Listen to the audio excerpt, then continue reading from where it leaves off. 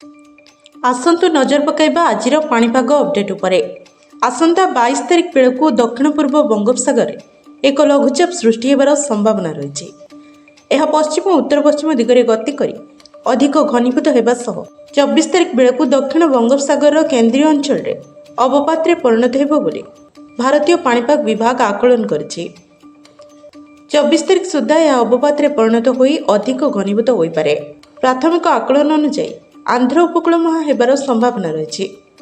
तेबे आंध्र उपकूल छुईले ओडिशा उपरे यार प्रभाव रहिबो। 27 तारिख में केन्द्रापड़ारू गंजाम और गजपति जिले में मेघुआ पाग सह वर्षा हेबो।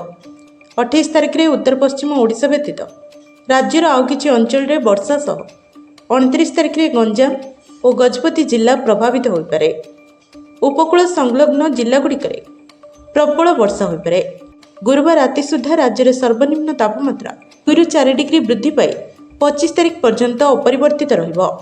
26 तारिख राति में विभिन्न स्थान में 2 ରୁ 4 डिग्री पुणी बढ़िबो एवं शीत कमिबो। अन्य पक्षरे राज्य में शीतर लहरी सामान्य कमिछि।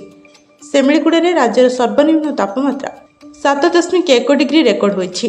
कंधमाल जिला उदयगिरी 7.7, दारिंगबाड़ी 8.5, फुलबाणी 9, अनुगुल 10.6, भवानीपाटना और नवरंगपुर 11, चिपिलीमार 11.2, झारसुगुड़ा 11.6, कोरापुट 12 डिग्री रही। कटक सहर तापमात्रा 14.4 और भुवनेश्वर सर्वनिम्न तापमात्रा 15.2 डिग्री थिला।